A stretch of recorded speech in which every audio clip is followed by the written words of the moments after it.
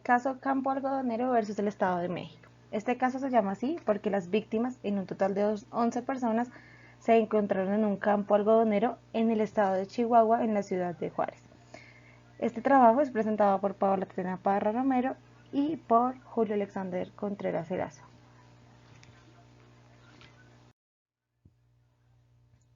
Este es uno de los casos más conocidos y se denomina campo algodonero, ya que precisamente apareció en un cultivo de algodón.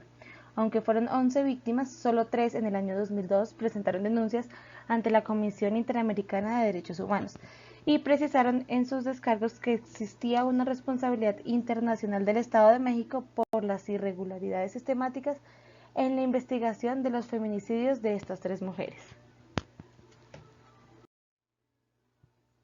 Hechos. El 21 de septiembre de 2001, Laura Berenice Ramos Monarres no regresó a su domicilio. El 10 de octubre de 2001, Claudia Ivette González fue vista por última vez. El 29 de octubre de 2001, Esmeralda Herrera Monreal desapareció al regresar a su vivienda. Entre el 6 y 7 de noviembre de 2001, fueron encontrados 8 cuerpos de mujeres en un campo algodonero ubicado al norponiente de la ciudad de Juárez. Las autoridades mexicanas asignaron arbitrariamente la identidad de los cuerpos y solo en el año 2006 se tuvo certeza plena sobre la identidad por los trabajos realizados por el equipo argentino de antropología forense EAF. Como podemos ver, los representantes de las presuntas víctimas denuncian ante la Comisión Interamericana al Estado de México el 24 de febrero de 2005, las declara admisibles y notifica al Estado mexicano, emitiendo recomendaciones claras y precisas de estricto cumplimiento al Estado de México.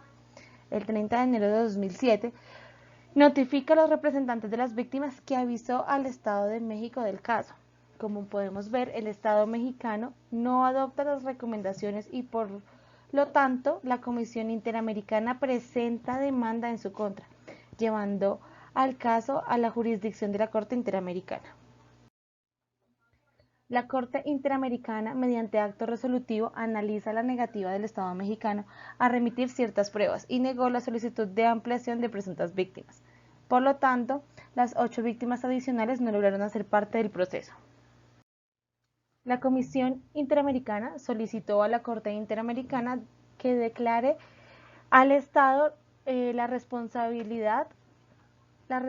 por violación a derecho a la vida, derecho a la integridad personal, a las garantías judiciales, derechos del niño y protección judicial. Esto es en relación con las obligaciones entonces hablamos de respetar los derechos, deber de adoptar disposiciones de derecho interno de la Convención Americana sobre Derechos Humanos.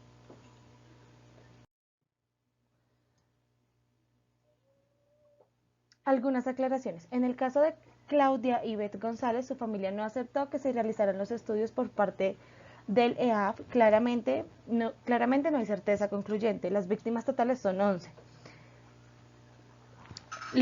Cuando hablamos de la investigación de los responsables, hablamos que a los 4 días después de encontrar los cuerpos, fueron capturados 2 hombres, los cuales fueron acusados de los delitos de homicidio y violación. El problema es que existen sospechas de haber sido torturados para obtener su confesión. Antes de ir a la corte, en febrero de 2002, uno de los inculpados fue asesinado en prisión. Hablamos de que en octubre de 2004 fue condenado a 50 años de cárcel el otro inculpado. En julio de 2005, el Tribunal de Apelación decretó absolver al condenado por falta de elementos en su contra.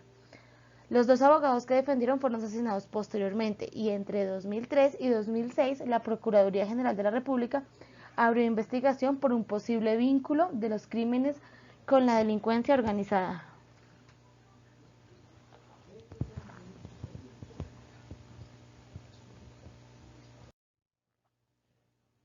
En marzo de 2002 se presentan 3 peticiones individuales así.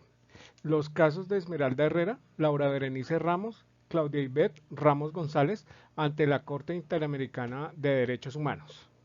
En el año 2005 se admiten de manera individual. La Corte Interamericana de Derechos Humanos consideró que el Estado mexicano no había avanzado en el cumplimiento de las recomendaciones de investigación y por lo tanto la Comisión Interamericana de Derechos Humanos, por lo que presenta demanda a la Corte Interamericana de Derechos Humanos por presuntas violaciones a estos derechos. Su aceptación fue notificada el 9 de diciembre de 2007. En febrero de 2008 se presentó el escrito de argumentos, solicitudes y pruebas de las víctimas. La audiencia pública se celebró el 28 y 29 de abril de 2009. La sentencia fue aprobada en noviembre y publicada el 10 de diciembre de 2009. Los alcances de la sentencia. Justicia para las víctimas, reconocimiento de los homicidios de las mujeres por razones de género, feminicidio, por la Comisión Interamericana de Derechos Humanos, desarrollo de la jurisprudencia con base en la Convención Belé-du Pará y de criterios en materia de reparaciones con perspectiva de género. Reconocimiento parcial de la responsabilidad internacional. El Estado de México reconoce parcialmente su responsabilidad. En la primera etapa, el Estado de México presentó irregularidades y vacíos, tanto en las recomendaciones de la Comisión Interamericana de Derechos Humanos como en las recomendaciones de la Corte Interamericana de Derechos Humanos. En la segunda etapa, como ellos lo denominan, en el año 2004, se subsanaron plenamente. México alega que no puede alegarse una violación al derecho a la vida, a la integridad personal y a la dignidad y a la libertad personal, culpando al Estado de México, ya que no participaron los agentes del Estado mexicano en dichos hechos, y además porque el Estado mexicano ha dado resultados contundentes en la investigación de abusos y desapariciones. México le solicita a la Corte Interamericana de Derechos Humanos que valore el reconocimiento parcial de su responsabilidad por el incumplimiento de los artículos 8.1, 25.1 y 5 de la Convención Americana de Derechos Humanos respecto a los familiares de las tres presuntas víctimas, que declare la inexistencia de violaciones por parte del Estado mexicano de los artículos 5.1, 7 y 19 de la Convención Americana de Derechos Humanos por lo que se refiere a las tres presuntas víctimas. Declare que el Estado ha cumplido con las obligaciones de prevención, investigación y reparación contenidas en el artículo 4.1 y 5.1 en relación con el artículo 11 de dicha convención.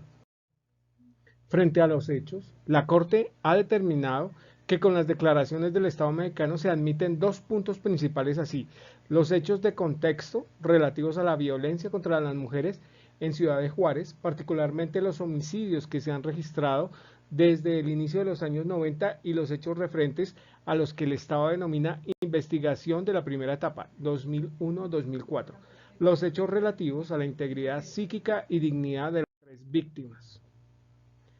Los representantes de las víctimas ante la Comisión Interamericana de Derechos Humanos, a pesar de que el Estado mexicano se allanó parcialmente a los cargos, la parte actora exige a la Corte Interamericana que se analice lo siguiente: el contexto general y específico de los hechos del caso, las condiciones que atribuyen responsabilidad al Estado, la gravedad de las violaciones ocurridas.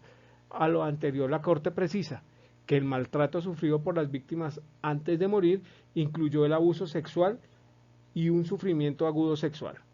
En Ciudad de Juárez, al momento de la desaparición de las víctimas, existían casos similares y todos tenían violencia sexual.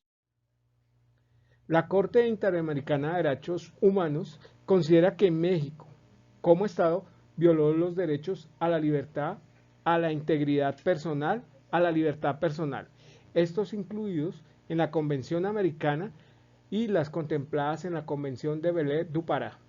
La Corte Interamericana de Derechos Humanos concluye que las tres jóvenes fueron víctimas de violencia contra la mujer según la Convención Interamericana y la Convención Belén-du Pará. Al mismo tiempo considera que los homicidios de las víctimas fueron por razones de género y están enmarcados dentro de un reconocido contexto de violencia contra la mujer. Reparaciones. La Comisión Interamericana de Derechos Humanos dice lo siguiente: investigación y sanción a los responsables dentro del Estado de México, atención médica y especializada a las víctimas, investigación y sanción de los servidores públicos involucrados, pago de indemnizaciones, así como los gastos y costas, que ascendieron a la suma de $851.350, acto de reconocimiento y reconocimiento de la responsabilidad por parte del Estado y de los causantes. Publicación de la sentencia, que son los párrafos señalados por la Comisión Interamericana de Derechos Humanos.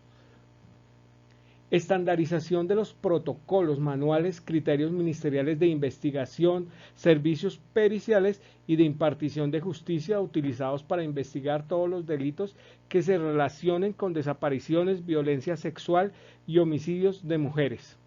Adecuar el protocolo ALBA o, en su defecto, implementar un nuevo dispositivo análogo para la búsqueda inmediata de mujeres y niñas desaparecidas. La creación de una página electrónica que contendrá la información personal necesaria de todas las mujeres jóvenes y niñas que desaparecieron en el estado de Chihuahua desde 1993 y que continúan desaparecidas.